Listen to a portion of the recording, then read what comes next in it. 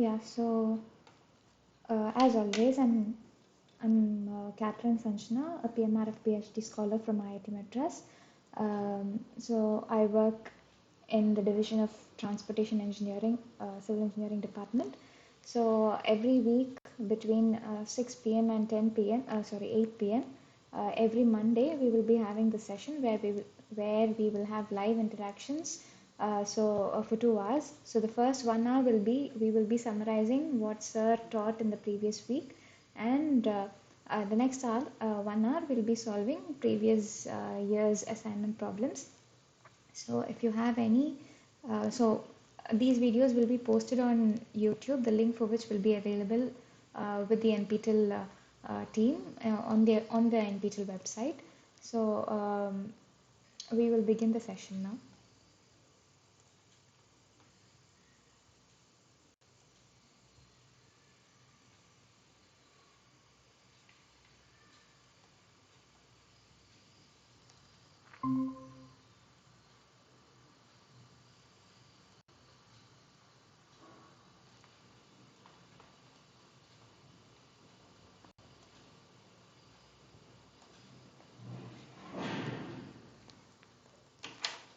Okay. So last week we were saying about road furniture, and in that we saw traffic signs as well as road markings. So we finished road markings and we were halfway through or nearly close to finishing traffic signs. So we will see the remaining portion in this class, in this session, and also the remaining part of the road furniture, some more parts, and then we will be moving on to alignment design. So first, so we were saying about signs, right? And we were, if you see my video in the last video, I ended with placement of signs. So we will begin from there. Okay, so placement of signs, it, as the term says, where the signs should be placed on your highway. If you see, you would have seen the signs placed near to the highway, where we saw that um, verge was also a place. So when we saw road elements, we saw verge where we said that the signs can be placed on the verge, but the more important reason for verge is to provide utility lines. But signs were also placed, can also be placed on the verge. So as we've all seen on the roadways, we always see signs either to the left or right of the roadway, right? And in some cases on top of the roadway, okay, covering the entire width of the road as shown in this figure. Okay, so we saw about the placement of signs by the side of the roadway, like where it should be placed. Should it be placed on the left or should it be placed on the right? We saw it in the previous session. Now we will see about overhead sign placements. So what are the conditions warranting for overhead sign placement? So when do you need to provide overhead sign placement? So you have to provide overhead sign placement in case of high speed traffic. So mostly you would have seen this kind of arrangement on highways, high speed highways, that is expressways or national highways or state highways. Then you so one place is high speed traffic. So then when the volume of traffic is high, you will provide overhead sign placement, because if there's a large volume of traffic, imagine, so if there's a vehicle here, continuously packed vehicles, it will be difficult for the vehicles to see what is on the side of the road, right? So in such cases you provide signs, you provide overhead signs, right? And when there's a complex interchange, right, if I don't know how many of you are familiar about Chennai. We have this cloverleaf intersection in Chennai. We can call it, it can be rightly called as a complex intersection, because you will get confused as to where you should take your turn to end up where.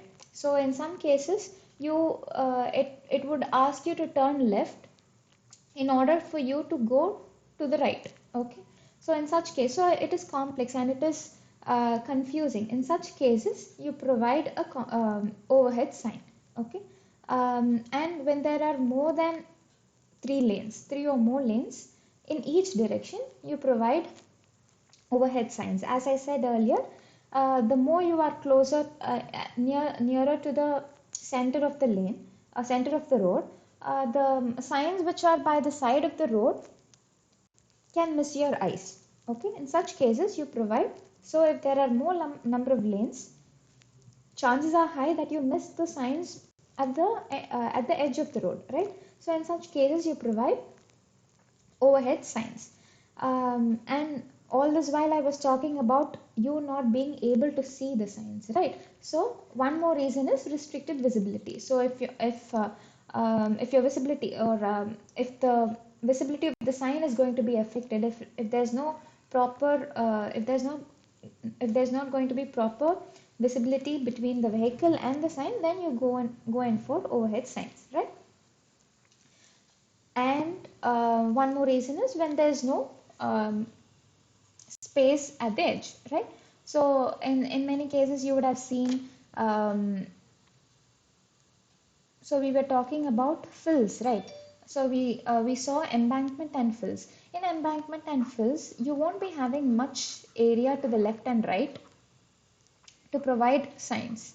In such cases, you just provide an overhead sign, one sign for all, one gantry board. So this we call it as gantry. So one gantry for placing all the signs. Okay, okay, and yeah, so that's it. Okay, so these are the conditions warranting for overhead sign. To summarize, either if there is a lack of space, or if you won't be able to see the sign on the edge, you go in for overhead signs. As simple as that. Okay, now moving on to orientation of sign. So how should the signs be oriented? Orientation as in, so I'm traveling on a road. Should it be facing the road? Should it be facing this direction, or should it be facing this direction, or should it be tilted? So how should be the signs oriented? Okay, so the signs should always be placed perpendicular to the line of travel. So this is my road and I'm traveling in this direction, then my sign has to be placed perpendicular to it, right? We would have come across signs and we know that it has to be placed perpendicular to it. Okay, but if there's a problem of light reflection, if there's a problem of legibility, like if you cannot read the signs properly, or if your vehicle is not going, your vehicle headlights are not going to hit the board, and if there is a problem with the light reflecting, then in such cases you simply tilt the sign to some angle, and this angle will be 5 degrees. Okay, so you tilt the signboard. Okay, so this is in case of if there's a problem of light reflection.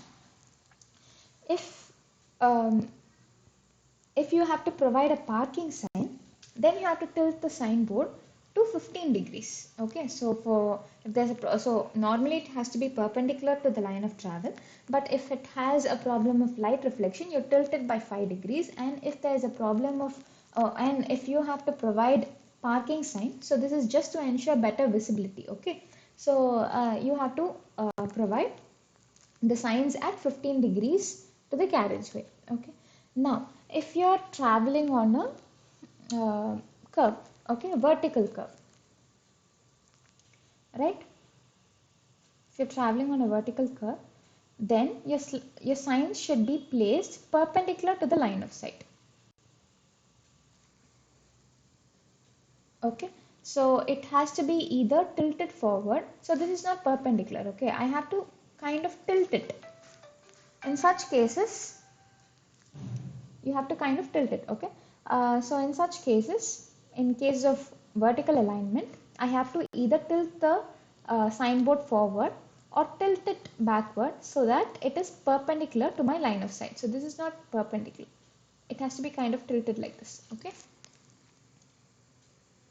so this is regarding the orientation of sign. Now legibility of the sign. So you can also find problems, like example or questions regarding uh, what should be the distance at which the signs should be placed if the driver is traveling at a if the driver is traveling at this much speed and has a vision of so and so.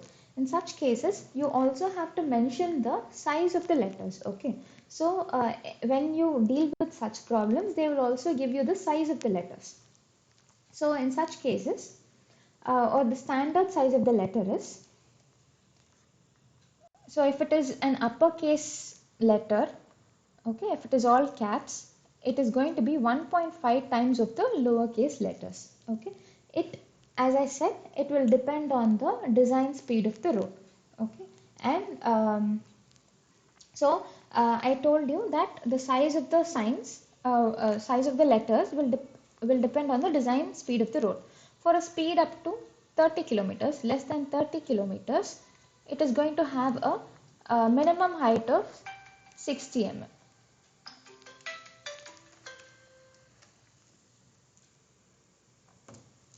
And if it is going to have a speed of 81 to 100 kilometers, if the design speed is between 81 and 100 kilometers, it is going to have a height of, this is minimum, what I'm talking about is minimum. And if the design speed is between 111 and 120 kilometers per hour, then the minimum height of the letter is going to be 250 mm. Okay, so this is regarding the legibility of the signs, the size of the the legibility of the letters in the sign. Okay, now visibility. So what do I mean by visibility? So if you see, let me move on to new slide. Right, if you see, this is going to be my vehicle, my car, and this is my headlight. Okay, this is going to send a light beam to the sign,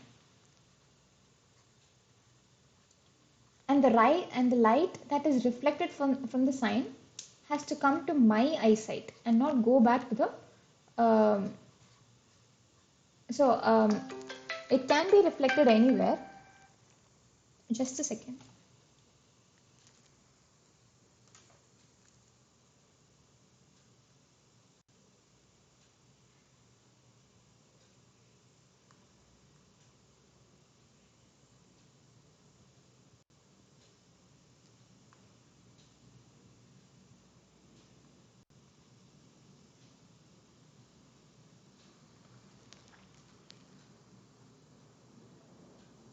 Just give me 1 second.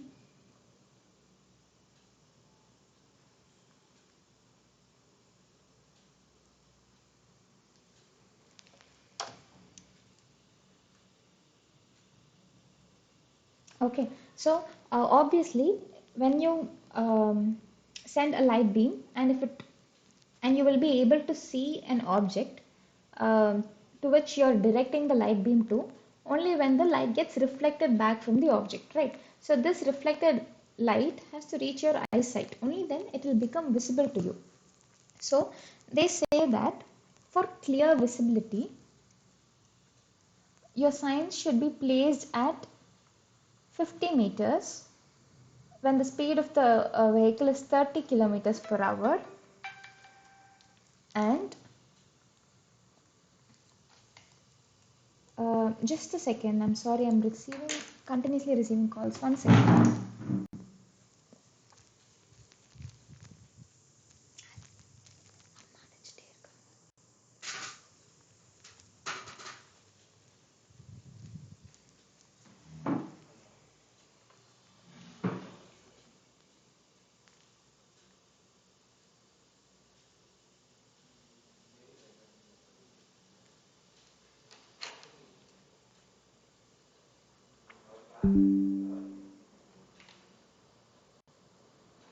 Okay, so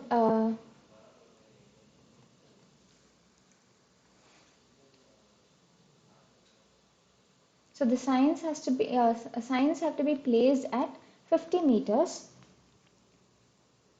Okay, when the speed of the road is 30 kilometers per hour, and at 165 meters when the speed of load is between 81 to is between 81 and 100 kilometers per hour. Okay, so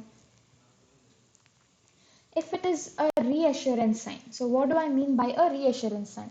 So if you see, if you're traveling on a highway, there will not be just one place which tells you the directions to a particular place. Say if I'm traveling on a highway and my destination is Chennai, so you will see multiple signs telling you at different places, telling you in which direction, which path should you take to reach Chennai, and what is the um,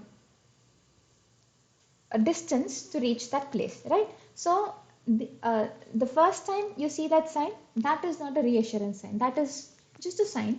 But when you see it after again, it is just to ensure you that you are in the correct path, right? So they are called as reassurance signs, and they should be placed at 100 to 150 meters after a junction, right? So when you're traveling on a road, you will be confused as to where you should say this is my highway, and it is turning left, turning right, and going straight.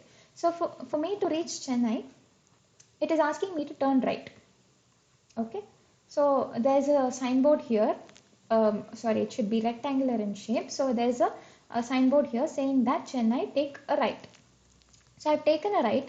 Now I should I should be sure that I've made the correct decision, right? So after this junction, at a distance of 100 to 150 meters, I have to provide one more sign which says that uh, to reach Chennai, I have to move forward, and the distance to that place. Okay, then I can be ensured that I have taken the right choice. I have made the right choice. Okay, I have taken the right decision. So these are called as reassurance sign. Okay. So now the regarding point, the points, the remaining points, it can be seen from sir's slides. Okay. Now moving on to the next road furniture, which is safety barriers or work zone safety. So what are safety barriers? As you can see from this figure, it is simply a barrier, but it helps you, or it gives safety to the vehicle. Okay, to the vehicle. In what way? Okay, so it will help in segregation. Okay, so if there's an area here, a zone here, it can be any zone, like a residential zone or work zone or any zone, and this is your highway. If you give barriers, there are many reasons to it. First, it will control the access of entry, right? So your vehicle cannot enter the highway as and when it wants. Okay, so if it is a highway, it is better if you provide an access controlled highway. What do I mean by access controlled highway is, if it is simply a road, your vehicle which is on your vehicle can have access to the road at any point on the road, right?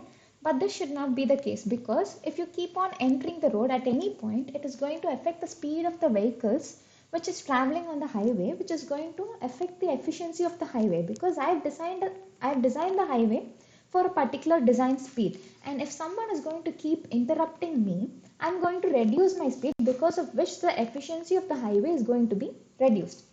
In such cases, I will control the access to the highway, which means I will provide barriers here to the left and right, okay, such that the vehicles cannot enter the highways as and when they want.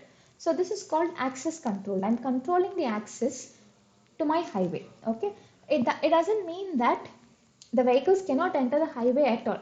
I will direct the vehicles and tell them where they can enter the highway. Okay, so I will provide openings only at particular points. Okay, in such cases the barriers will be useful, right? So they are called access controlled highways, and in order to make a highway access control, barriers are very useful. Now, you would have seen, um, say you're traveling on a bridge, okay? In such cases, um, there's no way that a vehicle that is going, there's no way that your highway will be interrupted by a vehicle, because the bridge will be at a different grade when compared to the low lying ground, right? But even then, you will provide safety barriers, because suppose imagine your vehicle loses control. It is going to be very dangerous because it will fall off the bridge, right? And it can be fatal also. So in such cases, you will provide safety barriers. So it is to control out of control vehicles. Like if you lose control of your vehicle, even if you're on a at grade road, a low line road, that that may not be an issue. But if you're traveling on a bridge, okay, in such cases, it is mandatory to provide barriers, okay, so that just to ensure safety. Okay, and if you see, there are many kinds of barriers, okay, and if you see, some of the barriers are so flexible that if you hit on the barriers, okay, it will um, try to, oh, how do I tell you? So if you hit on the barriers, it will, your vehicle will get reflected back, and you will be directed to the path, okay, through which you're traveling, okay. So one is to segregate your travel path from the surrounding zones. The other is to control out of control vehicles, like for providing safety to the vehicles.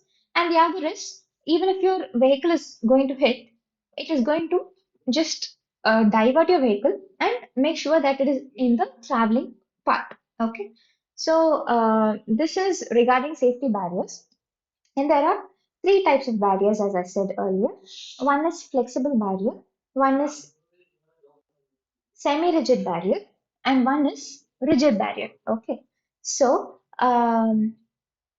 what are flexible barriers? They look kind of like ropes. So that is why I added these pictures. So this is flexible barrier. Okay, they have ropes. Okay, so it minimizes injuries to vehicle occupants, okay, but it is um, risky for motorcyclists, okay. So as I said, flexible barriers, they tend to reflect you back to the path in which you're traveling, okay. So they deflect more, okay, and also um, after every impact, they are going to require repair. Okay. So flexible barriers, they are kind of like wires, and they are safe for vehicle occupants. Like they minimize the injuries, but it is not safe for motorcyclists because, okay, and also it is going to warrant a repair every time it gets scratched. Okay, so second one is semi-rigid barriers, which you see here. It is kind of some metal barrier. So these are popularly called as crash barriers. Okay, so they don't deflect as much as the flexible barriers. Okay, so they deflect less, and they can be located closer to the hazard. Okay, so as I said, they are popularly called as crash barriers. Okay, so in if you're if the place is kind of accident prone, then you go in for semi-rigid barriers. Okay, and final one is concrete barriers. Okay, you would have mainly seen concrete barriers in the medians, as you see in this figure. Okay, so these concrete barriers are called as they are rigid barriers, and as examples of rigid barriers, you have concrete barriers. Okay, they do not deflect, and they provide the highest level of containment to the vehicle may be damaged, but in no way will it go to the other lane. Okay, so they give the highest level of containment. Okay, After impact, your rigid barriers may not require a maintenance. Okay, though your car may be damaged, your rigid barriers may not require maintenance, unlike semi-rigid barriers or flexible barriers. So this is regarding safety barriers. And the last road furniture is speed breaker. Okay, now speed breaker is a very common term which we have all come across, right? And as the name says, it is to reduce your speed. It is to break down your speed, right? So it so there are certain requirements for a speed breaker as to how you should design a speed breaker. The speed breaker is not going to be like this because it is obviously going to have an impact on your vehicle. You know that most of the speed breakers are like this, like like a parabola or like a trapezoid. And if this is the speed breaker that you are seeing, it will be over a wider area, right? So these are the two speed breakers that you would have commonly seen, and there are certain requirements as to how a speed breaker should be designed. Okay, as I said, it should not provide discomfort to the passengers or drivers. It should not cause damage to the vehicles. It should not produce any noise or vibration. Okay, and it should not affect the sorry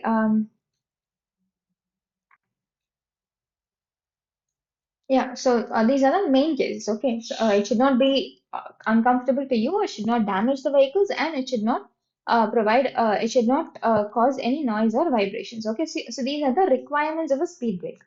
Now moving on to conditions where a speed breaker is required. Okay, so as I said, the speed breaker is mainly to reduce the speed of the vehicles, right? So if you see, last week we discussed about, or maybe a few weeks back, I don't remember correctly, but we discussed about T junctions with major roads um, sided by a minor road. Okay, yeah. So when we saw about road signs, we saw that if a major road has a side road as a minor road. Okay, so if this is minor and this is major, obviously, it will turn into a priority intersection. What do I mean by priority intersection? So, it means that the vehicles traveling on the major road will have priority compared to the vehicles traveling on the minor road.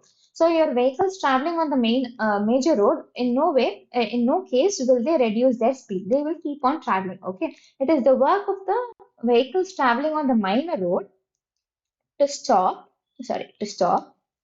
observe a gap between two vehicles and make a proper merging. Okay, so in such cases, you will be provided with a stop sign or a give way sign, right? We saw this last week. So the vehicles mostly we provide stop sign or give way sign for vehicles on the minor road. So when you give such sign, you should also give a provision to reduce the speed of the vehicles on the minor road. Okay, so in order to do that, they go with speed breakers. Okay, so as you see, this is a minor road, this is a major road, and you have speed breakers here, right? And before the speed breaker, so you would have obviously seen the sign or the warning speed breaker ahead, right? Or a figure like this on a sign, right? A warning sign. So before the speed breaker, some distance before the speed breaker, you are going to provide a warning that there is a speed breaker ahead, approaching you, ahead of you. And after that, you will see the stop sign or give way sign, right? So which helps you to reduce the speed. Okay, so we saw that this stop or give way sign will also be provided on intersections with same level of importance. So if both the roads are major roads or if both the roads are minor roads, then these signs will be provided on, sorry, this, okay. So these signs will be provided on both the directions. Okay, so it will be provided here, both the roadways. So it will be provided for this road as well as for this road, right? So in such cases also, you will be asked to provide a speed breaker to reduce the speed of the vehicles. Okay. Okay. So this is one such condition where you provide a speed breaker. Now, where will you? Now we will see the locations, other locations where you provide speed breakers. So one, I told you, intersection with minor roads. Okay. The other one, so other is near hospitals or schools. Obviously, you would have seen speed breakers, right? So before a pedestrian passing in a near a school, you will see a speed breaker. Okay, at railway crossings, at sharp curves, at mid-block sections. Mid-block sections, they are simply straight sections, okay, in between intersections. Okay, there is no inlet or outlet to it. Inlet as in no roadway to which the vehicles leave or enter the section. So they are called as mid-block sections. And in such cases where speed control is required, you provide a speed breaker. Basically, you provide a speed breaker where you think that your vehicle has to reduce its speed either for its safety or the safety of the pedestrians or the surrounding vehicles. Okay, so this is the main idea, right? Now moving on to alignment design. Okay, so so what is alignment? So alignment, you know that you have to align your highways in a so you are asked to construct a road connecting points cities A and B. Okay, now should I simply connect it like this, or should I connect it like this, maybe, or any other way like this? How should it be aligned? Basically, that is highway alignment. Okay. And there are certain rules. So, obviously, you cannot connect it in a straight line, right? Because you will be having many obstructions in between. Maybe you will be having buildings in between, maybe lakes, trees, anything, mountains, any can come in between A and D, right?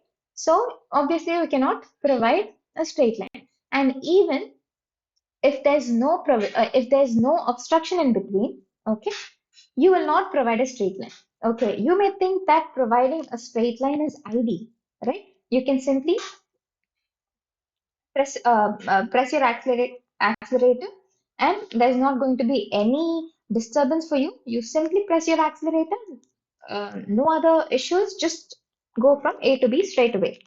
But that is not the case. Okay, so even if you don't have any obstructions in between, you have to provide slight alignment changes in between to decrease the monotony. So we will see all this when we see the factors affecting the alignment design. So basically, alignment is how to connect 2 points. How are you going to align your highways such that you connect the origin? Maybe one point is origin and one point is destination. Origin is where I start and destination is where I end. Okay. So when you do this alignment design, obviously there are going to be straight sections. Okay. These are normal, which we saw that they have to be provided with a longitudinal slope and a cross slope called as camber. So straight sections are fairly straightforward. Only thing that you have to fix is the number of lanes, right? Now I told you you have to provide alignment changes, even though you have the possibility of providing a straight alignment. Okay, so when you do an alignment change, obviously, so if this is A and this is B, obviously, say I'm going to provide some turn here. Okay, so this turn I will call it as a horizontal curve. Okay, so any change in direction except for intersections, except in intersections you will be having like perpendicular turnings, right? But in many cases, other than intersections, you will be provided with a smooth transition, smooth change in direction. That you will call it as a horizontal alignment. Okay, your um, or horizontal curve. Okay, your road is going to take a curve, and this curve is going to be in the same level. Like there's no or the the curve is going to be on the same level as that of the straight section. So you're traveling in a straight section, and then you're planning to take a curve, and this straight section and this horizontal curve is going to be on the same level. So this is horizontal curve. Okay. Now vertical curve. So what is vertical curve? So if you see, I'm connecting points A and B.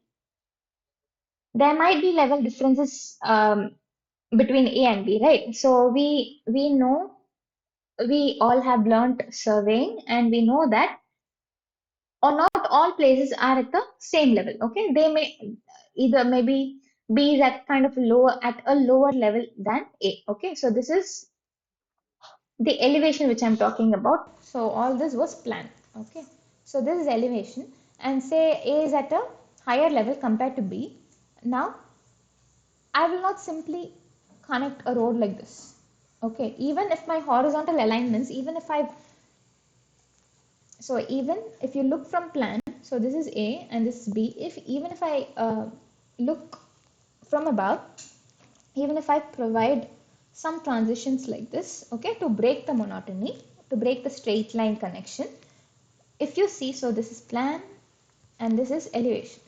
Okay, so if you see elevation, this is going to be at a higher level, mean sea level. So we say levels with respect to mean sea level, right? So this is going to be at a higher level. Maybe A is going to be at a higher level compared to B. Okay. So even if it is going to be, so I cannot simply reduce the grade like this, right? I cannot do that. Even though if you see from plan that we have broken the monotony, we cannot do this for some other reasons. And the reasons could be, say, traveling from A to B is maybe easy for you because your vehicle will not be requiring increased power or increased or the speed of the vehicle is not going to be affected since it is a downward slope. Okay, but that is not always the case. Just let us assume, so your speed is not going to be affected.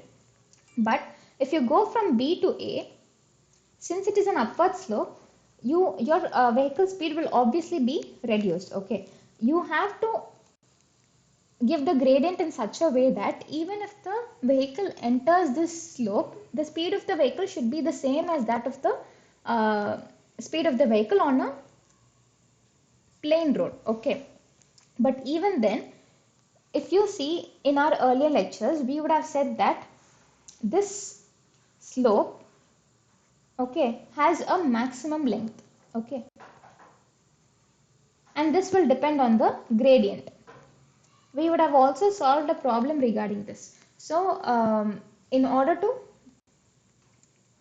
to increase the efficiency of the roadway, okay, you have to provide regular breaks in between. So I will not simply go from here to here just by providing one single slope.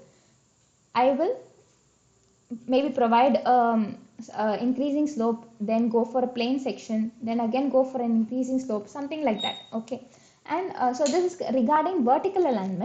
But vertical alignment is not always a straight line, a plain line, and a straight line. It is not always like that. Okay, so if you're so from A to B, the slope is increasing, and from sorry, from okay, wait. So it is not always going to be a straight line, right? In such cases, there are some cases where your vertical alignment will be in the form of curves. We already saw summit curves and valley curves when we saw side distances, right? So this is a summit curve and this is a valley curve. Okay. So in order to so this difference in alignment is in the elevation. Okay. So is in the vertical direction, right? So that we will call it as vertical alignment. Okay, and now there is going to be, so you will also see how this alignment has to be coordinated, how this horizontal and vertical alignment has to be coordinated.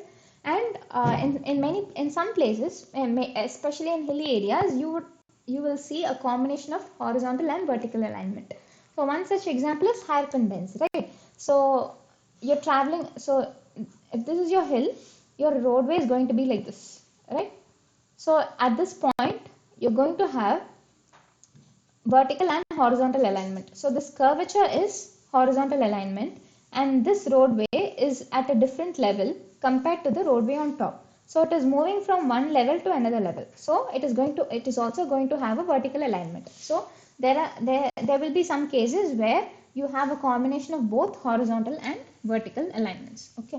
So now we will see the components of horizontal alignment in brief. Okay, as I said, a horizontal alignment is simply a curve. Okay, and this curve, we will see how this curve can be. Okay, so it has a curved section. It will have straight areas connecting the curve, like before and after the curve. Okay, either it can be this, so this is a straight section, which I will call it as a tangent section. Okay, and this is the curved section. Okay, and then, so this is one case. Another case is, I have a curve like this, and here I will have the tangent sections, and in between the tangent section and curved section, I will have something called as the transition section, transition curve. Okay, why do we require this transition? What is the need for this transition? So you're traveling on a straight line, and immediately you cannot traverse on you cannot shift your movement to a curve. You can shift it, but it will just make you uncomfortable, because when you're traveling on a straight section, the only force that you will be experiencing is the gravitational force. Okay, but when you start entering a curve, because of the circular section, you will be pulled uh, pulled sideways because of centrifugal force as well. Okay, so all the while, when you were traveling on the straight section, you were just exposed to gravitational force, and suddenly you will be exposed to centrifugal force when you enter the curved section. So this will make you uncomfortable. So for such cases, you will provide a transition curve, but this is not the only reason. Okay, so let me move on to a new slide. Okay, so this is my straight section, this is my transition section, and this is my curved section. Okay, there are three regions. Now we saw that a straight section will have a cross slope, right? Something like this. And when we saw the cross section of the so this is called as the camber, right? And when we saw cross section elements, I would have said something about the super elevation, right? And what is super elevation?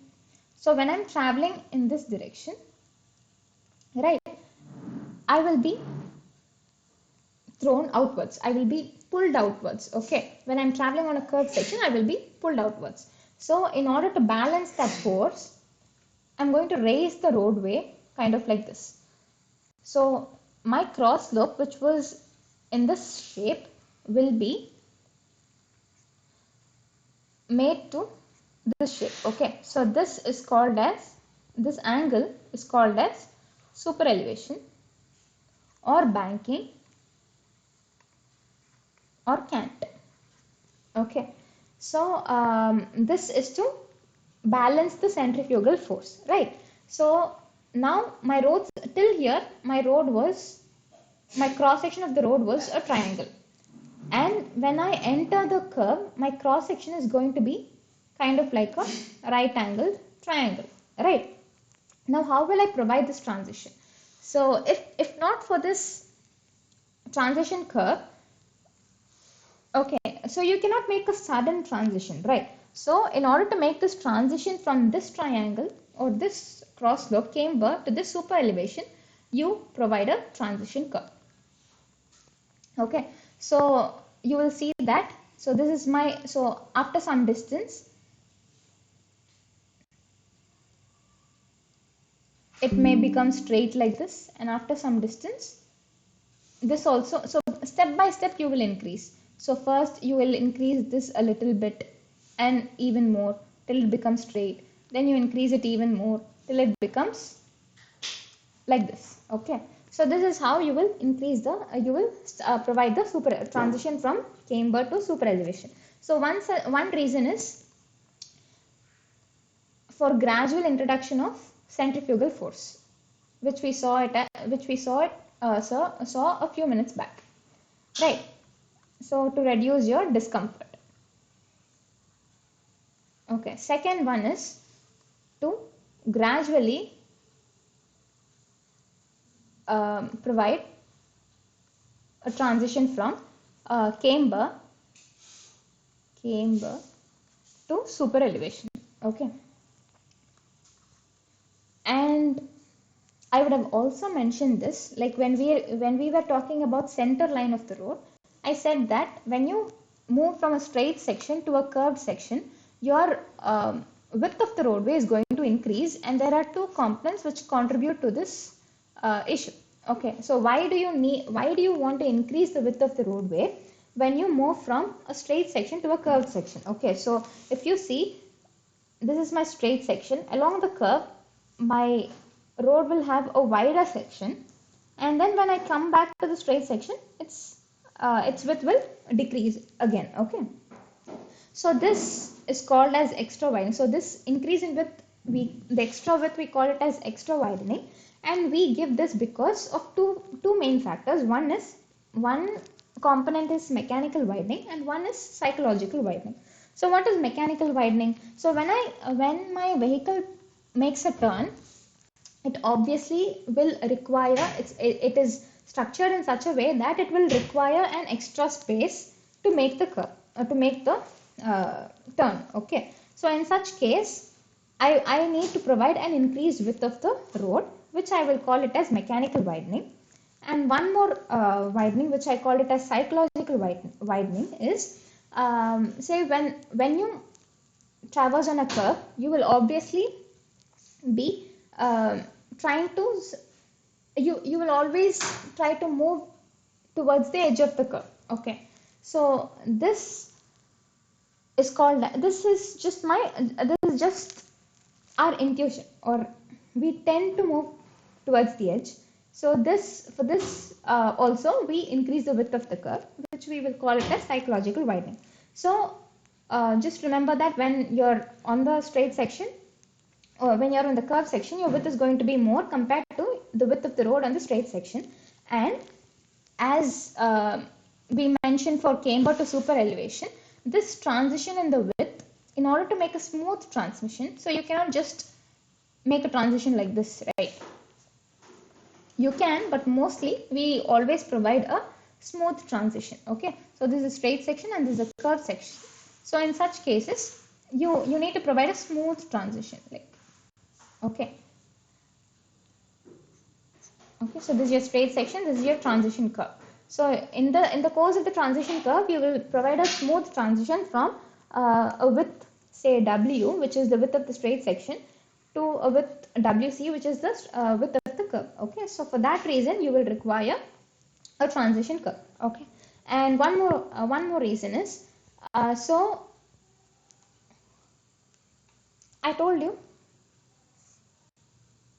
there are I told you that we will talk about curves later, but a simple curve will have a radius of r.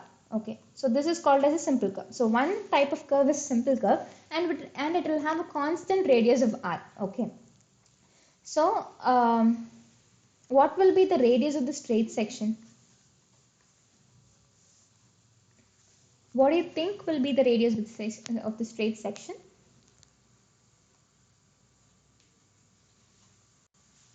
Okay, so the radius of the straight section is infinity. Okay, so the radius of the straight section is infinity, and from this infinity to this curve, your radius is going to change from infinity to a radius of r. Okay, so this transition in radius is also taken care of by a transition curve. Okay, so there is a type of curve whose radius or curvature keeps changing with length. Okay, So that we will call it as a spiral curve. And mostly transition curves are spiral curves because its radius keeps on changing with length, and that is what we want, because your radius has to go from infinity to r over the distance L, which is the length of the transition curve. Okay. So I was talking about curvature as well. Curvature, which is rho, is nothing but 1 by r. Okay. So its curvature will keep on changing as you move along the length of the curve, and that is provided by the transition curve. Okay. So these are the main reasons why a transition curve is required. Okay. Now, if you see, and one more element is, one more important aspect for a horizontal curve is side distance. So we saw setback distance, right? I hope you remember when you studied side distance. Okay, you would have all, you should all remember this curve. So this is my line of sight. So this is my length of the curve, right? And my SSD is less than L, or SSD is greater than L. Okay.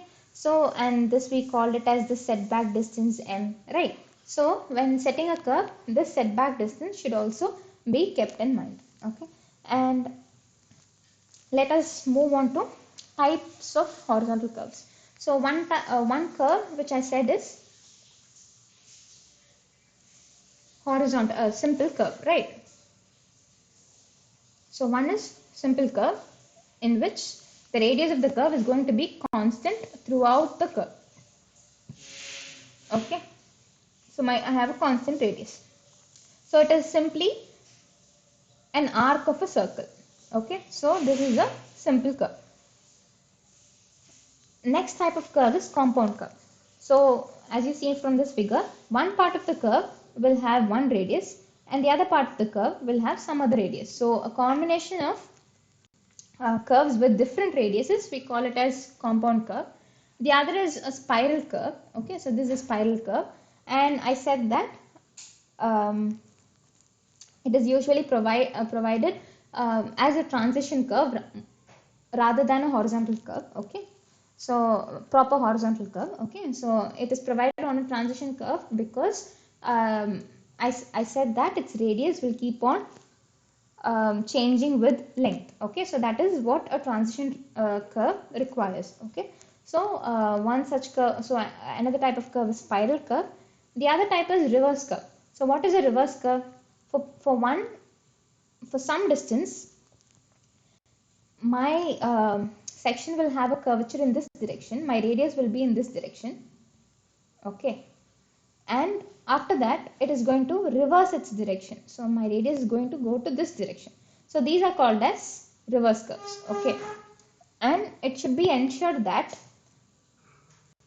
so I said that every curve requires a smooth transition, right? So from even if you're going from straight section to curved section, you require smooth transition.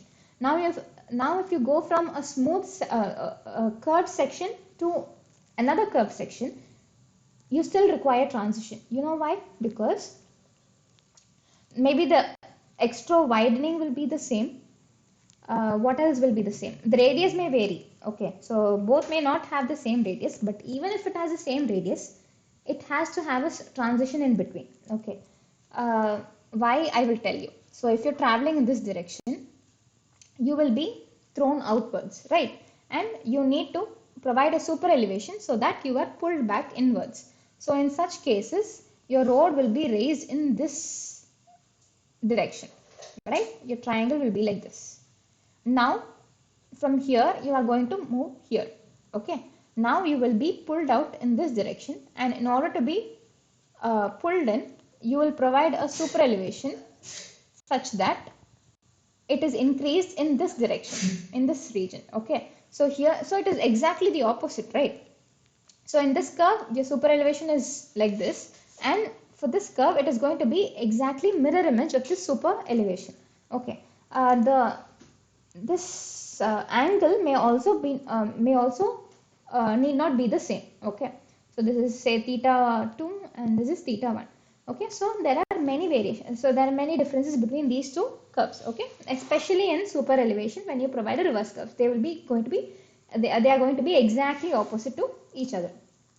In such cases, how will you provide a transition? So it is mandatory to provide a transition curve in between, okay, to go from this super elevation to go from this super elevation, okay. So these are called as reverse curves.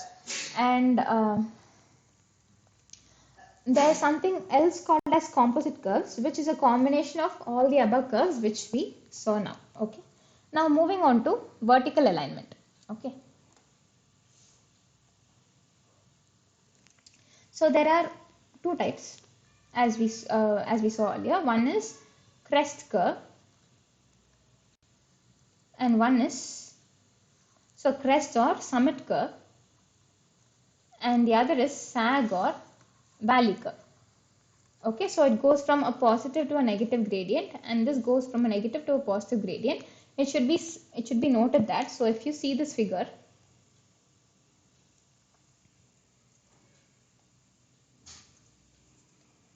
okay, so this is what I showed for sag curve, right? So this goes from a negative gradient to a positive gradient, right? But if you see here, this is also a sag curve, and if you see, both the gradients are negative, and here if you see, both the gradients are positive, and here also this is what I showed for this figure. It goes from a positive gradient to a negative gradient, right? But if you see this figure, both are positive and here both are negative. Then how will I differentiate between a summit curve and a valley curve? Okay, so the difference between the algebraic difference between these two gradients should, if it is positive, it is a summit curve. So even if it is negative and negative, right? If the algebraic difference between them is positive, then it is a summit curve, and if the algebraic difference between these two gradients is negative, then it is a valley curve. Okay, so this is how you will identify summit and valley curves. Okay, now we will move on to next part. Okay, uh, so we will move on to the factors affecting the factors that govern the alignment design. Okay,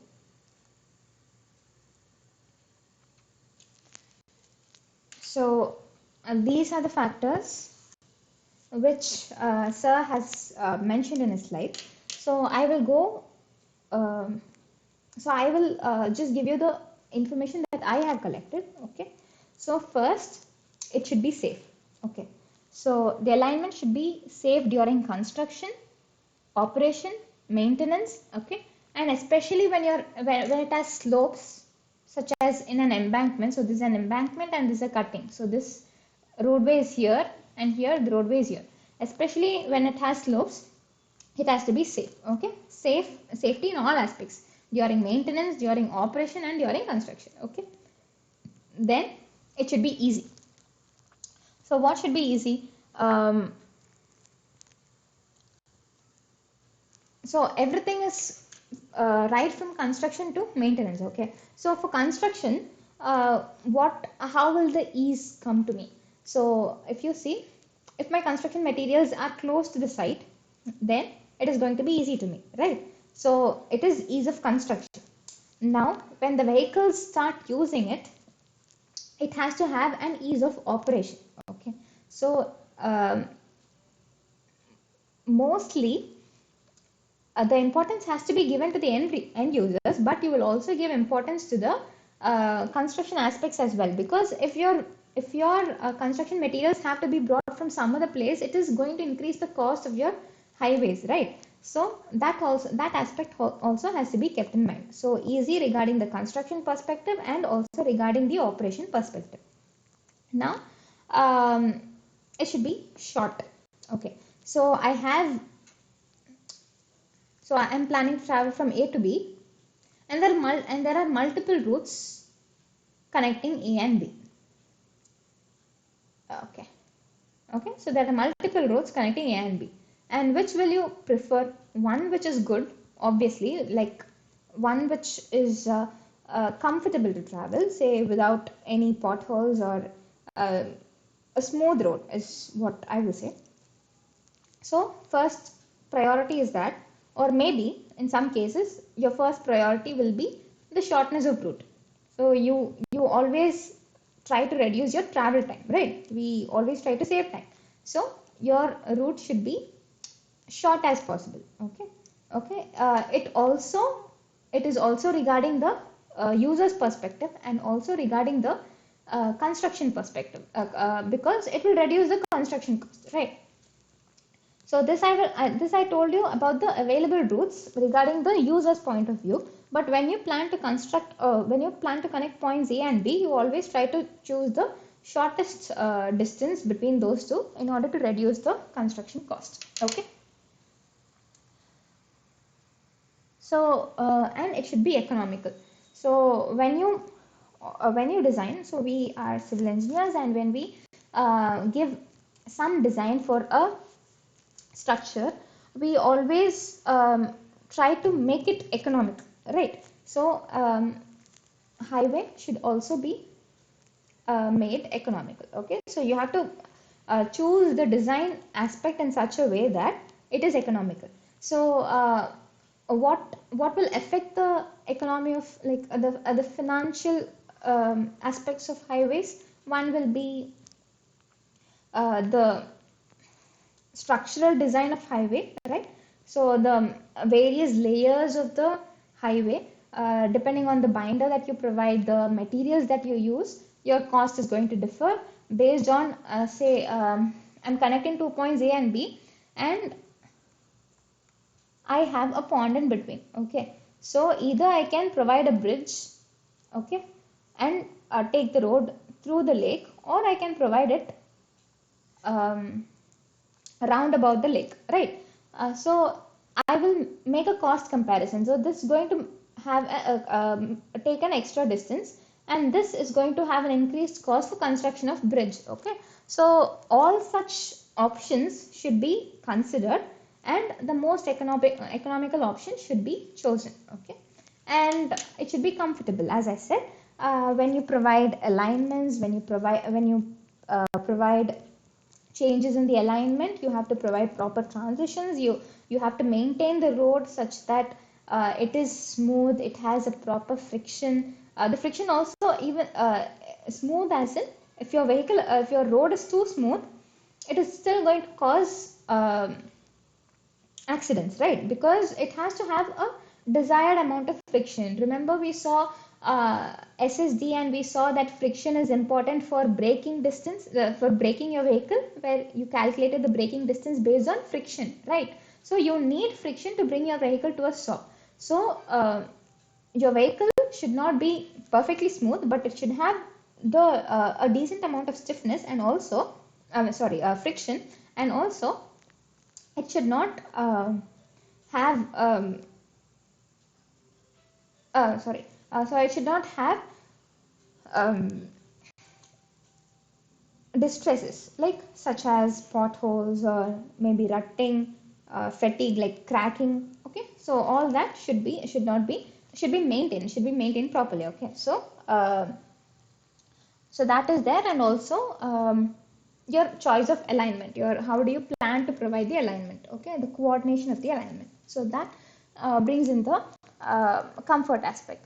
Now the alignment will also depend on the traffic. Why will it depend on the traffic? Because the number of lanes that we choose, right, will depend on the demand, right? Traffic demand. How many vehicles are going to travel now? How many vehicles are going to travel at the end of my design period? So all that has to be considered to fix the number of lanes, right? So so I will consider traffic. Okay, sorry. The factor which affects or which influences alignment design is traffic. One of the factors is traffic. Now moving on to geological conditions. So what do I mean by geological condition? Say if your road is on a hill slope, right?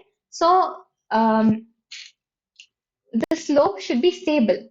We often come across news saying about landslides. Okay, so even if there is a possibility of landslides, you have to provide proper retaining walls at the side. So if this is my hillside, and this is my road, and this is my valley side, okay, on a road. So, okay, you have to provide proper retaining walls, right? Um, yeah. So this is regarding safety aspects, but when you're aligning the road itself, you have to ensure that your hill slope is stable. Okay. Now, geometric design, obviously, it is going to affect the um, alignment alignment design. So as we saw, the side distance is going to decide the alignment design. So when we saw side distance, we saw that at every point on the roadway there has to be side distance available to you, right? So at every point on the roadway, you should be able to see the section of the roadway such that this length should be equal to the side distance. I hope I'm clear. So um, if if my vehicle is if I'm traveling in a vehicle and there's a section of the road, so at every point on the road, the distance which will be visible to me ahead of me should be equal to side distance, and my alignment will depend on side distance, right? Say, and this is going to be mostly in say horizontal curves where your side distance will be affected by obstructions here. Okay, in such cases, your alignment will be maybe it needs to be changed or it has to be accommodated such that you have a proper side distance. So the design of geometric elements concepts will affect your alignment design. Okay, and availability of construction materials. Okay, so construction works will become easier and economical when the construction materials are near the place of highway alignment, as I said earlier. Okay, so even if you find shortest route between A and B, if you have to um, carry your construction materials from a far distance, from distance very far away, then it is going to increase your cost because the construction materials over the length of the road, it is going to be huge, right? Because it is provided all along the length of the road. Your construction materials will be say your base material. Okay, for example, so it has to be provided all along the length of the road. Okay, so if you have to take your construction materials from a longer distance, then it is going to increase the cost. So I will try to align it in such a way that it is close to that some construction material is close to my alignment, so that my cost can be reduced. Okay, and another aspect is drainage, right? So we saw cross drainage elements, and we also saw longitudinal slope, right? In order to drain the surface runoff water. So in such cases, your alignment is simply nothing but the course of your highway, the ups and downs of your highway. Okay, so drainage factor is going to be affecting my highways, and also you should keep in mind that the cross drainage structures are less. What do I mean by cross drainage structures?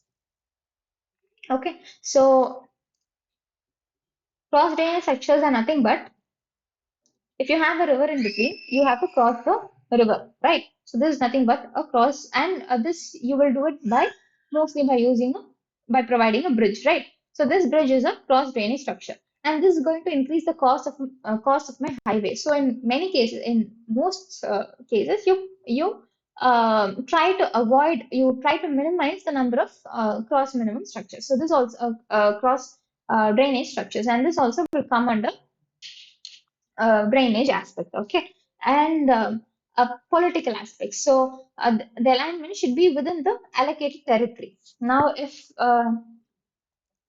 I say that my highway should travel only in this territory, then I should not deviate from it, right? So this also is going to affect the alignment of my highway because if I travel through this way, this is a different alignment, and if I travel straight ahead, it is a different alignment, right? So this political aspect will also affect the alignment design. Now, one more thing, which we saw at the beginning of this class, I told you that you should not provide straight sections because, say, imagine a truck driver, okay? He might be traveling for uh, a very long distance, okay? He might be traveling from state to state, and in such case, if you provide a straight highway, um, he has so they will have a tendency, or it will be kind of monotonous, right? And they will lose their attention. Okay, so they there are even possibilities of driver sleeping. So in such cases, in order to keep them alert, you will avoid straight sections like this, and you will introduce some curves, some alignment changes in between. Okay, and other aspect is stability, which is nothing but the stability of the slope. Sorry, yeah, stability of the slope. Okay, so these are the factors which uh, like affect the alignment design. Okay, now moving on to surveys for fixing an alignment. So you're asked same situation. You're asked to connect A and B. Okay. So in such a case, so what and all study should you do to fix the alignment? I told you that it should not be straight. And you see that and you say that you have to connect A and B, but how will you fix the alignment, right? Uh, how In order to fix the alignment, you have to know a lot of data. You have to collect a lot of data. Only then you will be able to arrive at some conclusion, right? So if I have to connect A and B, I have to understand the topography of this region. Okay, so how is the level difference between A and B? What are the structures that fall in between A and B? Right. So all this has to be studied, right? And you have to make, so you have to, as I told you, either you have to compare different alignments and choose a feasible or a proper alignment which is economical, like. So for all these cases, for all this, you have to do some survey to you have to do some study, right, to fix the alignment. And there are four steps, four surveys that needs to be done to fix the alignment. Okay, so first one is desk survey, desk study.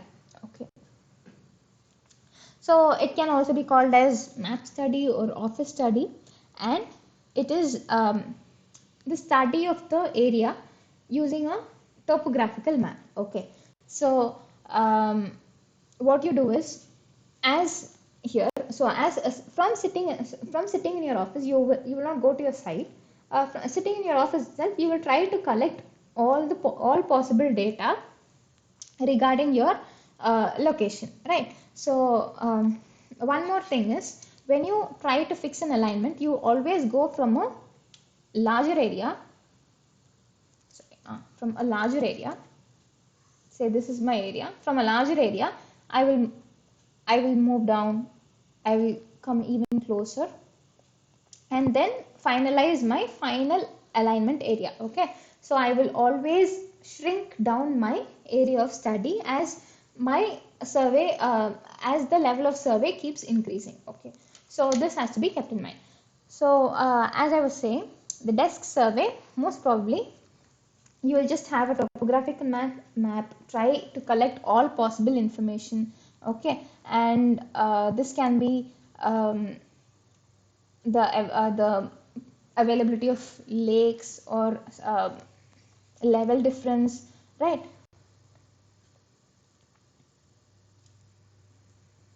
Just a second.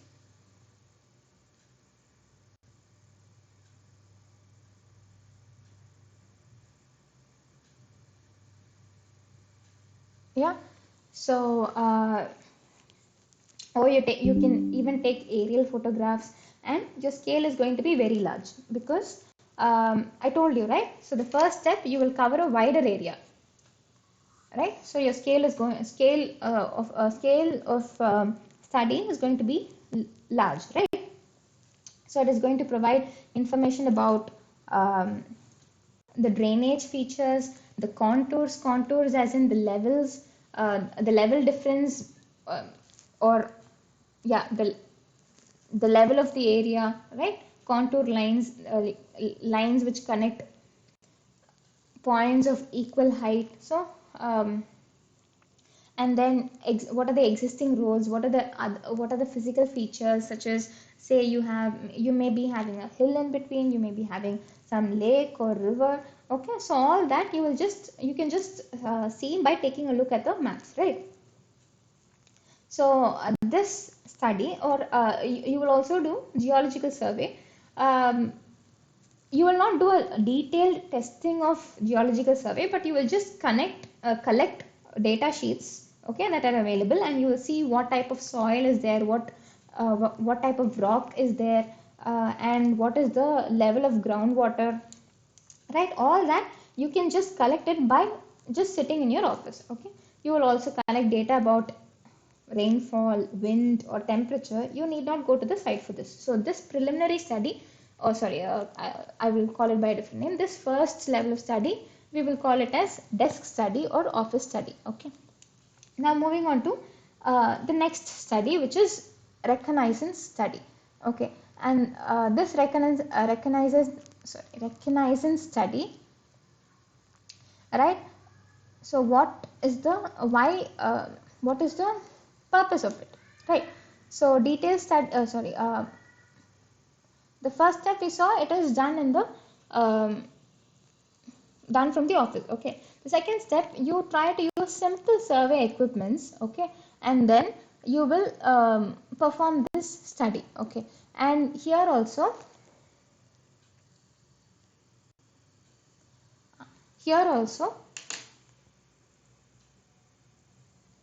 you will examine. So here you will try to examine the possible alignments. Now that you say you identify a lake here, you identify some residential area, say buildings here. Okay, so you try to align the highway, possible, you try to find out possible alignments for the highway. Okay, so you will examine the possible alignments. Now you will collect data, okay, topographical data, or the length of the route, so that you can compare between the alignments, right? You will see what geometrical features are required, say how many curves are required, the location of the curves, where should you provide a vertical gradient. All that you will do in reconnaissance survey. Okay, so you will see the drainage characteristics, you will see where you have to provide a bridge, whether you have to provide a bridge or tunnel or any other feature, or you can go for an alternative alignment by avoiding all these. All this will come under reconnaissance study. Okay, so here you will go to the field and get information, unlike the first step, where so here you will say you will collect data on climatic conditions, um, the soil type, okay, and hydraulic features, the water bodies in that area, and the geological features, the land bodies in that area. Okay, and all that you will do in this study. Okay, now moving on to the next survey, which is preliminary alignment. Preliminary survey. Okay, so in this survey, okay, you kind of do a detailed study. Okay, not that detailed, but you will uh, you will you will identify the feasible routes. Okay, so you identified all possible routes in the reconnaissance survey, and you will identify the feasible routes, and you will do some surveying. Okay, some field surveying. Okay, and then it is kind of like a detailed survey, wherein you will provide cost estimate. Okay, so you will keep on adding information to the alignment, okay, from the previous survey. So you will say the size of the facility, how much earthwork is required. What do I mean by earthwork? Say if my alignment is like this, okay, what I can do is, instead of cutting this, so I will try to level this off like this. And how will I do this? I will cut this excess section and fill in this remaining section. So this is one example of earthwork, okay. So there are many examples of earthwork. So how much earthwork is required? What is the what are the materials that are locally available that can be used, and what is the suitability of these materials? How much manpower is required? What materials are required? How much what equipments are required, and what are the specifications? Yeah. Then you move on to what will be the cost for the a rough estimate of the cost for the alignment that we have planned, okay. All that you will provide, you will find out under preliminary survey, and then you will come to the final survey, okay. So in final survey you will properly fix the center line of the alignment. So in the previous survey you just did some surveying, you did some leveling, okay, and you try to narrow down to a feasible alignment. But in the final survey you have fixed that alignment, and you will properly set out the center line for the alignment. Only then you will be able to construct the road, right? So and you will collect even more data than what was done in the preliminary survey, okay. You will set out points for horizontal curve, you will set out points for vertical curve, transition curve. So you will set out all important points, so and just say that you are ready for the for constructing the highway. So this is the final survey, okay. So now that all the surveys have been done, you have to provide a detailed project report, okay. You have to say what and all study you have done. So right from this like a desk study, like map study, from there to the final survey, what and all you have done, how you are planning to execute the work, okay. So all that will come under detailed project report. So let us say I have a project of say connecting A and B, okay. So what do you think will affect the construction of this construction and finishing of this project, okay. So first thing, so all that has to be mentioned in a detailed project report, okay. First thing, you have planned to construct the highway, and you have to say what and all day. So you have to provide information about the project, okay. So from where to where you are planning to connect the highways, how are you planning to connect, what are the basic survey that you did, say traffic survey, okay. Yeah. Okay, and if you're providing horizontal curves or vertical curves, you have to provide proper diagrams, like proper drawings for the curves. If you plan to provide a bridge in between, then you have to provide proper drawings for the bridge, okay. Proper structural drawings for the bridge, okay. All the information regarding the project has to be given, obviously, because it is regarding the construction of this project, okay. So if you see the location details, the project summary, alignment sketch, then survey details, traffic data, design of pavement, the structure, the number of layers of the pavement, yeah, intersection design. So if there's any intersection, how are you planning to go ahead with it? Are you planning to provide a grade separated intersection or an at-grade intersection, whether it is a signalized intersection or an unsignalized intersection, the drainage, the longitudinal and cross drainage, what is the road furniture that you are going to provide around this highway, okay. Yeah, your cross-sectional elements, cross-section details and the drawings, your earthwork computations, as I told. So even if you're providing, say if you so if it is provide for some distance, it will be on the same level. Then maybe you have to enter, you have to go across a bridge. Okay, so before entering the bridge there will be an embankment provided to increase the level, right? So how much earthwork, how much of soil is required to fill this place? Okay, so that is called as earthwork. So how much um, earthwork, like what is the cubic, the volume of the earthwork that has to be done? Okay, so all possible drawings, so whatever features you have in the um like roadway, you have to provide it as drawings, and also you will tell about the project timeline as to when you are going to start the work, when is a particular job going to be finished, and when are you planning to start the next work. Okay, and finally when are you planning to finish the entire project, all has to be given in the regarding the information about the report. Okay, then comes the financial reports, right? So now I have told in the DPR, I have mentioned that I have planned to do this project. So where will I get the money from? That also has to be given. Okay, first I have to compute the cost. Only then uh, I can make a decision, right, as to where I can get the money from.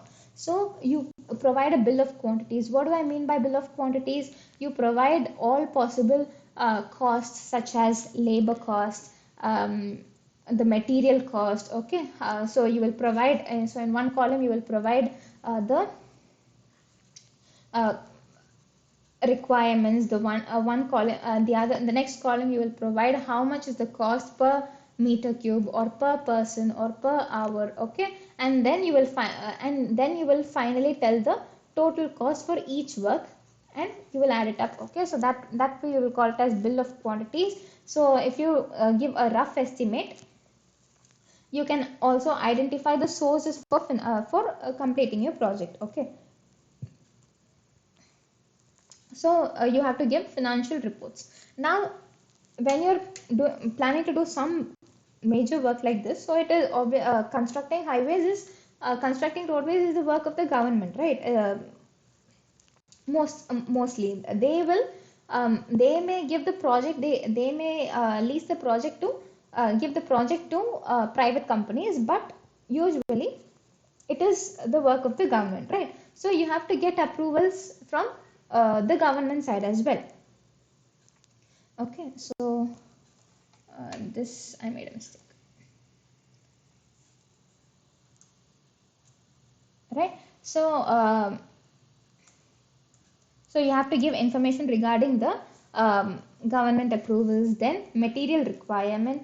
So what raw materials do you require, and how much do you require? How what are the human resources that you will require? What kind of laborers are required to finish your project, and what should be the skill set of the people that are required to finish your project? Okay, what machines are required to finish a project, right? For say for example, for for bituminous pavement you will require a paver, right? And maybe for compaction you will require a roller. So what machines you require, what purpose they like, for what purpose do you require those equipments, and cost estimates if you either lease the equipments or have it on your own, or plan to buy it, something like that. Okay, so all this, every single detail should be given in the DPR. Okay, and why do you do a DPR? Just a second. Yeah, so why do you do a DPR? Why? So if you give a DPR, it will help you in completing the project successfully. And since you're providing a timeline, it will help in the timely completion of your project. Okay, and you have a rough estimate in your mind. Okay, and you will try to stay within your estimate. Okay, and you will provide a quality product because um, you have written down like what materials or the kind of materials that you are planning to use. Okay, so for all these cases, you will require a detailed project report. Okay, now moving on to the final part, which is final part for this week, which is a circular curve. Okay, so the design of circular curves. Okay, now I told you, we saw earlier that a circular curve will have an arc followed by a transition curve, okay, and followed which is followed by a tangent section. Okay, so here it has two curves. Okay, so it has a short tangent in between, it has transition curves, it has a curve like a horizontal curve, again transition curve, and then a tangent section. So if you see this reverse curve, right, so this is a reverse curve, right? So the radius is in this direction here, and the radius is in the opposite direction here. They are connected by a transition curve, and at the beginning and end also they have a transition curve followed by straight line sections, which you will call it as tangent sections. Okay. Now, how will you design a so designing part is not mentioned here, like is not given in this session. Okay, so what do I mean by designing is how will you fix the radius of the curve? There are Sir has given guidelines for setting the radius of the curve, but we will not go through that. Okay, but there are calculations for that needs to be provided, that needs to be um, done for carried out for fixing the radius of the curve or super elevation. So all that we are not going to discuss, but there are but sir has given general guidelines that has to be kept in mind before setting out before designing a horizontal curve. Okay, so that can be seen from sir's slides, right? Now okay, so these points which sorry so these points which are here, okay, these are very important when setting out a horizontal curve. Okay, this is a simple curve. Okay, so this is a simple circular curve. But why do I require all these points? Why do you think I require? I told simple curve is nothing but a arc of a circle, right? So it is very simple, right? It is the simplest form of curve. But why do I require so much um data? Okay, so if you want to draw a circle on a piece of paper, obviously you cannot do it perfectly. If you do a freehand drawing, you will go with a compass, right? Okay, and if you so in schools, our man would have used a bigger compass compared to our small ones, okay, to draw a circle on the board, right? But when you want to draw, like when you want to set out a circle, so this is nothing but an arc of a circle, right? You cannot simply place a compass here and draw an arc here, right? You cannot find, obviously you cannot find such a big compass. So in such cases, obviously you have to find out some other ways to set out the curve, but it should be it should be close to perfect, close to a perfect circular curve, right? So for ease of that, you are provided, so you are asked to know all these points, and you have to, so these points are important. Okay, so why do I say these points are important? So if you see, so, so if you see how a curve is set on the area, how do you set a curve, then you will know why these points are important. Okay, so there are many ways of setting a curve, but setting a curve as in how do you plan to draw the curve. So paper, I told you paper, it is easy. I will draw with a compass. Board, it is easy. I will draw with a bigger compass. But how will I draw it on the? So if what do I mean by setting a curve is basically how I am planning to draw the horizontal curve on the road. Okay, for the road. Okay, so that is what I will call it. What I call it as setting of the curve. Right now, so this is my Okay, so these are imaginary points. Okay, so this line, this line, all are imaginary points. Now, for a moment, imagine that you do not have transition curves, but you have only tangent lines. Okay, so this is a tangent line. This is also a tangent line, and this is arc of a circle. Okay, now you can set the curve in two ways. For that, you need to identify this point. So, identifying this point is important. You have to identify this point. Okay, and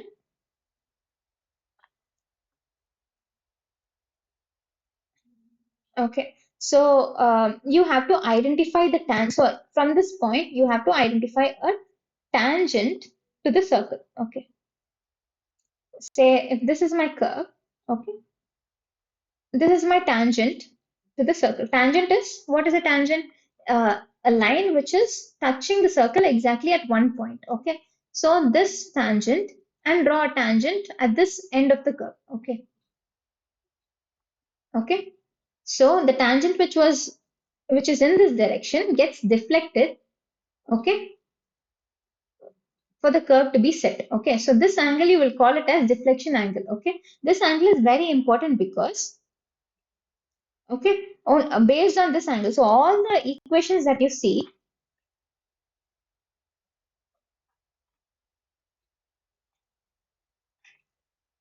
so all the equations that you see, right, will have this deflection angle. Okay, and radius. Radius you would have already calculated what is the safe radius for your curve. Okay, so what you will do is you know the deflection angle and then so you will do all this calculation in paper. Okay. Only then you will be able to make proper like proper surveying or proper setting of the points on the road. Okay. So you have identified this deflection point. Okay. So this line which is connecting the uh, starting and end of the curve, you will call it as long chord. Okay. This is the radius of the curve. And if you see, this will also have an angle equal to deflection angle. Okay, so this is my length of the curve. Okay, and the point and the angle set out from the center of the curve. Okay, from the start to the end of the curve is deflection angle. So this is nothing but simple math. Okay, if you want, let us do this. Okay, so this is delta. Okay, so what will be this angle? It is nothing but 180 minus delta because the sum of the angles for a straight line should be 180, right? So this is 180 minus delta. Now you have to know this axiom. Okay, so the angle made by a tangent with the radius of a circle is 90 degrees. So this angle is 90 degrees because this is a tangent and this is a radius. And this is also 90 degrees because this is the radius and this is the tangent. Okay. Now what is the sum of the angles in a quadrilateral? It is 360 degrees, right? So if you add all this up, so let us take this. I told you it is delta, but now now we are finding out how it is delta. So we will take this as x. Okay. So x plus 90 plus 90 plus 180 minus delta is equal to 360. Right. So this all this will get cancelled out. So x is equals to delta. Right. So this is how you will get delta as the angle of the curve. Okay. Angle set by the curve. Now this is the now what are the points that are required? Okay, so you will require the length of the curve. Length of the curve is nothing but the radius of the curve into the angle subtended by the radius, like subtended by the curve, right? Okay, so this will give me the length of the curve. So this alpha, so this delta should be in radians. Okay, so this gives me the length of the curve.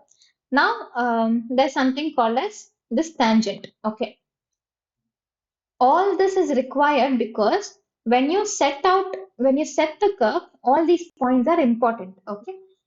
Maybe when we, since we are running short of time, I simply thought of giving a brief intro to setting of the curves so that you will realize why these points are important. But since we are running out of time, we will skip that. So how will you find out this tangent T? Okay. So we will go one by one. Okay. So this is my,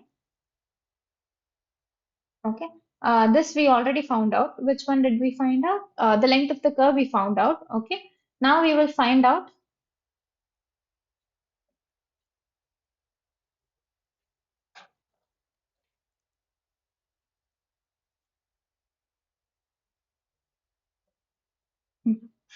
what is this distance. Okay. So this is offset. Okay. Which is E. And this is M. Okay. So you have to find out M first. So let us find out M first. Okay. So this is R. If this entire angle is delta, this is delta by 2. Okay. So, um, so what will be M? M will be this distance minus this distance, right? So this distance A is nothing but radius of the arc, okay? And this distance B is nothing but the length of this triangle, okay? With the with right angle here and hypotenuse as R and one angle as delta by 2. So how will you find out cos delta by 2 is equals to adjacent by hypotenuse, okay, which is nothing but B by hypotenuse R, okay. So B is equals to R cos delta by 2. So what is M? M is nothing but A minus B, which is R minus R cos delta by 2, okay. So we found out M, right? M is nothing but cosine, and we found out M. Now we will find out E, okay. Now how will you find out E? Um, so it is, so I told you this angle is right angle, right?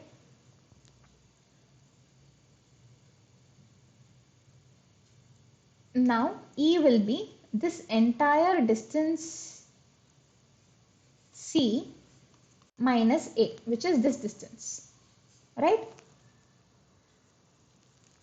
So how will I find out? So this is a right angle triangle with a angle of A and with a side R, okay. And this is my hypotenuse C. So this is my adjacent, okay. So cos alpha by 2 is equals to, for this triangle, say A, B, C, okay, so for this triangle, okay. So cos delta by 2 is nothing but adjacent, which is R, divided by hypotenuse, which is C. So R is equals to C is equals to R by cos delta by 2. And what is E? E is nothing but C minus A. Okay. And C is nothing but R by cos delta by 2. And A is nothing but radius of the curve, right? So we found out E. Now we have to find out tangent length and chord, okay. So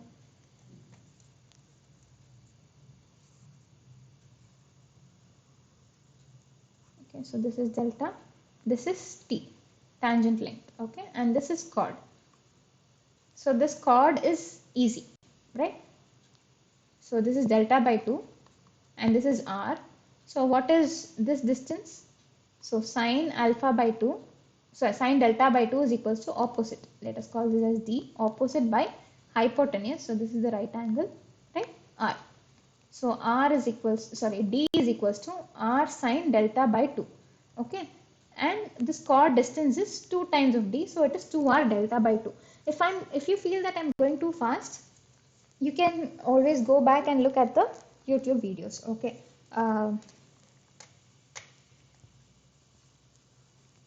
Now the final point, which is tangent length. Okay.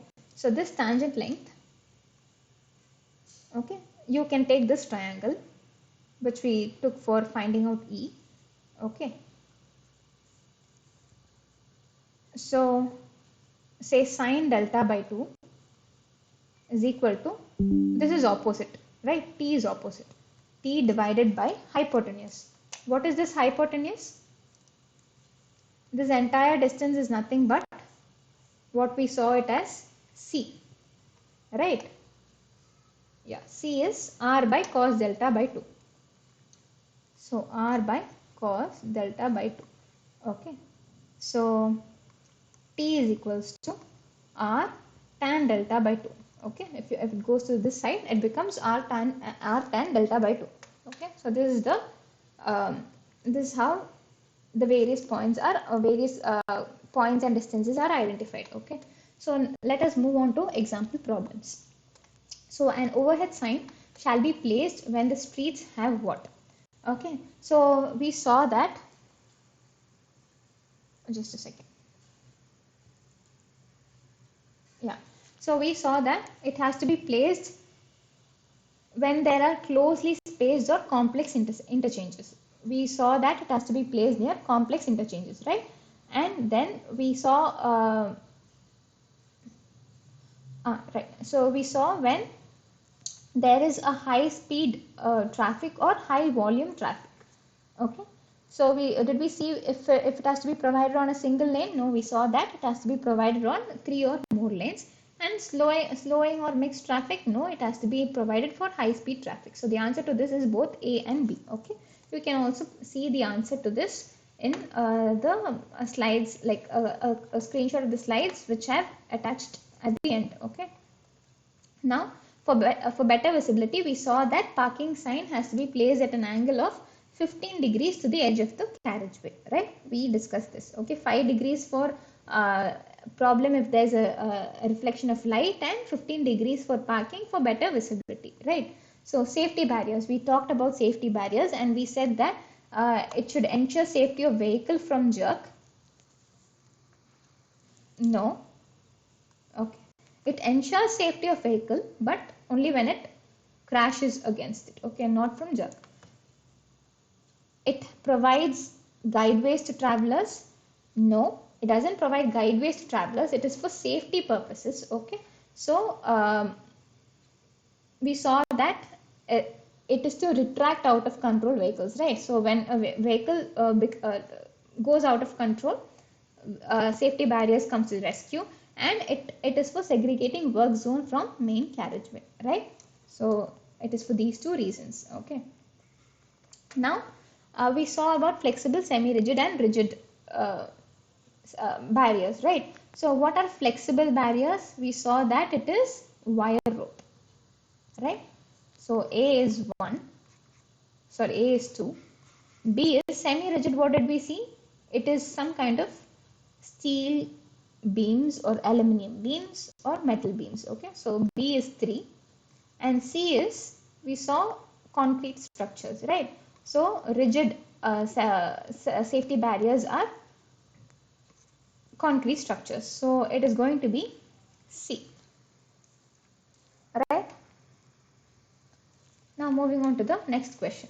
So read the statement and choose the correct option. Okay. So so regarding alignment of roads, it deals with fixing of the centerline profile of roads through the contours to provide connectivity between habitations. Okay. Yes, it is to provide connectivity between habitations, right? So what is alignment? We saw that it is aligning the road. Okay, aligning the center, so fixing the center line of the road. Okay, so once you set the center line only, you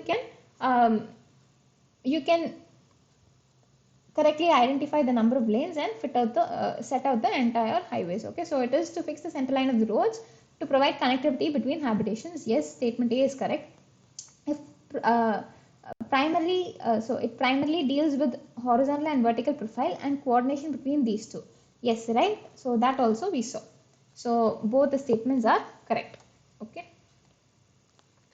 A good road alignment shall be the one which is, so I think I missed out this point. I had prepared, but I kind of forgot. So what are obligatory points and what are non-obligatory points? So if you see, there are points in which the highway should pass, which you will call it as obligatory points, and there are points in which the highway should not pass.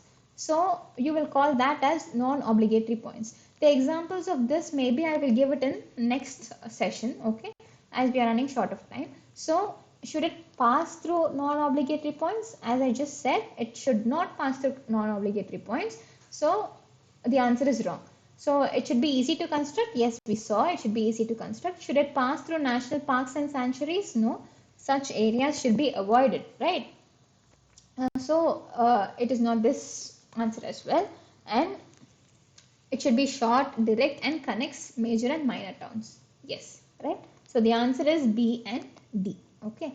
Now moving on to the next question.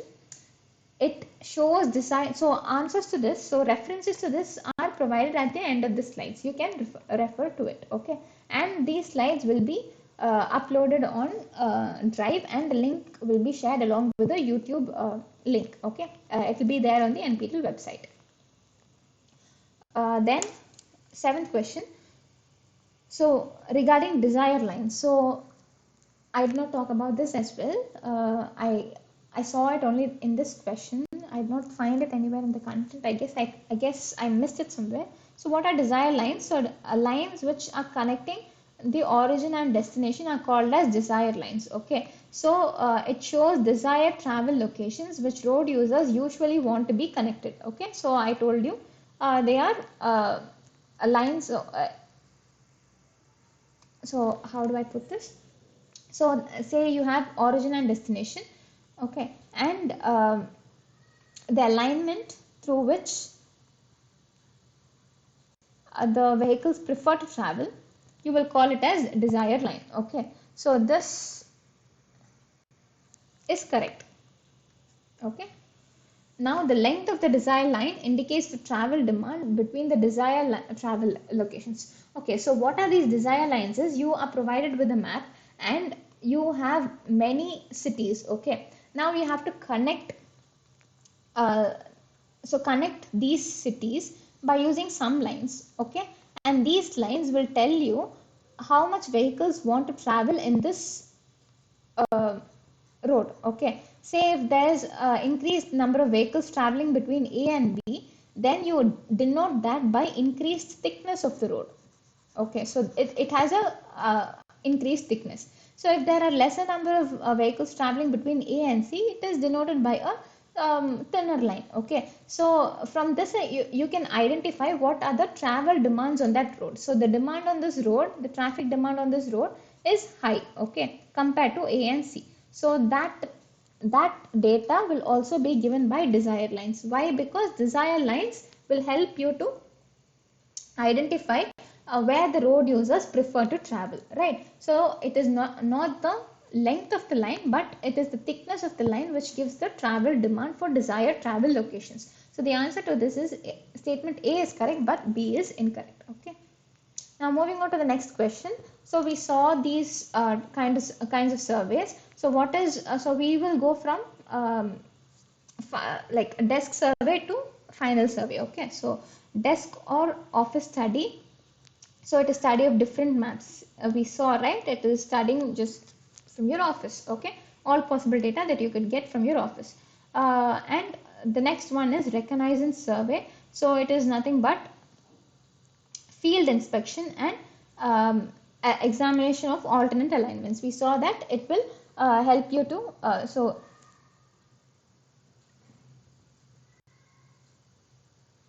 just a second. So it will help you to find out all possible alignments. Okay, preliminary survey,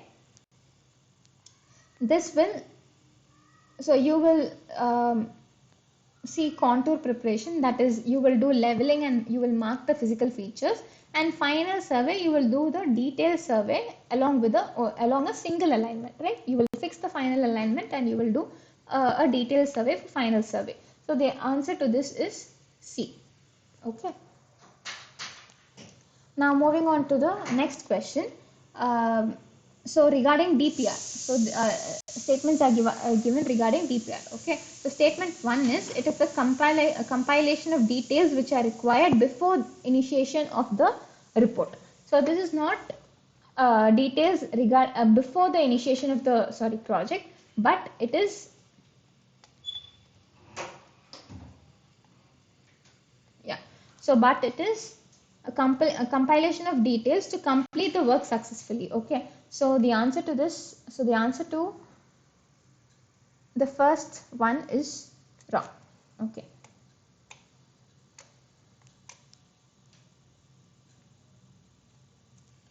where is it? Yeah, so the answer to the first one is wrong. Yeah, statement A is wrong. And the second statement is it looks at the sequence of work components, resources requires, workflow timeline, and associated risks to execute the project.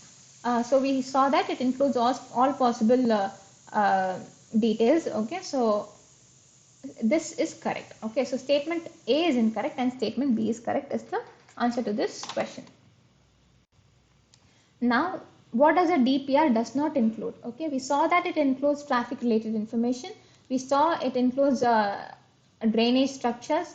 We saw that it has information about government approval. Okay, but the government decisions will not be included in DPR report. Okay, so regarding its approval, you will have some information.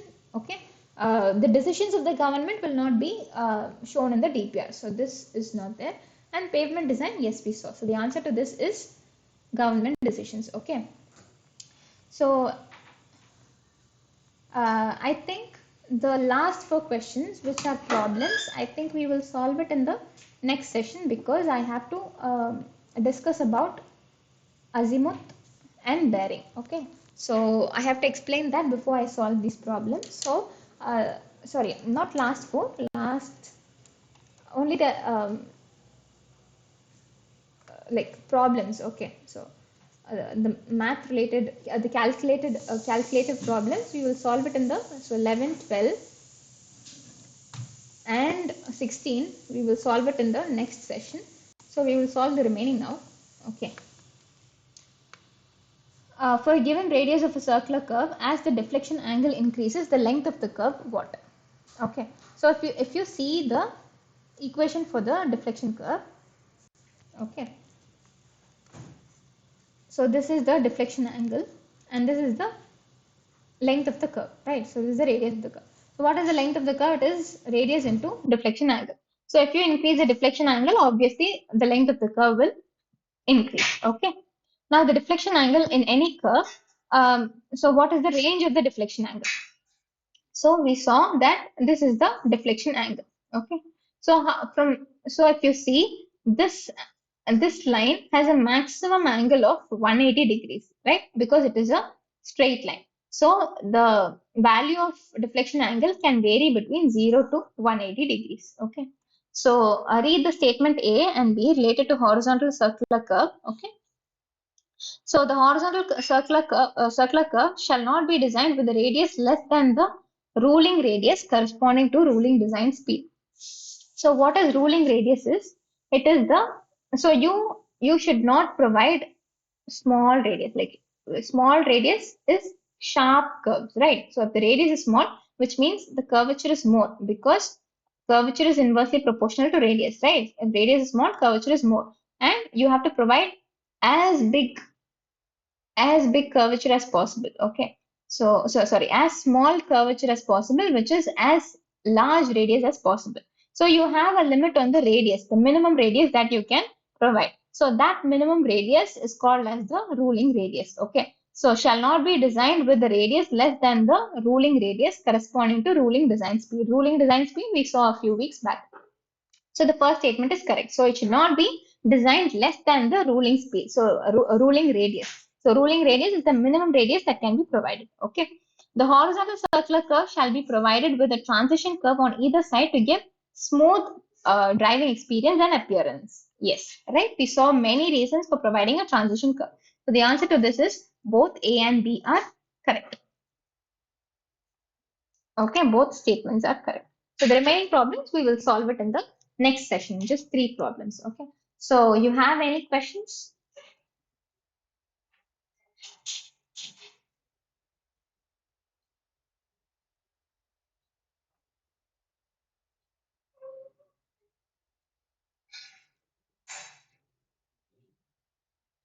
So if there are no more questions, we can end the session. Yes, Dinesh. Ma'am, these two questions you have said, we will discuss in next session. Already in the assignment number 6, I think. It is already there in assignment number 6. I think, ma'am. Okay, so Because and the deadline is over. no, ma'am, it's not over. It will be over on this Wednesday, on 6th. Um, Actually, it is nothing but you want me to discuss it now, or Ma'am, if it is possible, will you provide some written or solution for it, how to solve those numericals? So it will be okay for me. yeah, yeah, sure. The thing is, I will first check with the assignment 6 if the numbers don't clash with the numbers that I have because I cannot give the exact question, right? That I did Yes, not ma'am. check. First, I will do that and then I will give you a solution probably by the end of today or tomorrow. Okay? Okay, ma'am. No worries. Uh, Thank you, ma'am. yeah, thank you. Okay. Yeah, thanks all.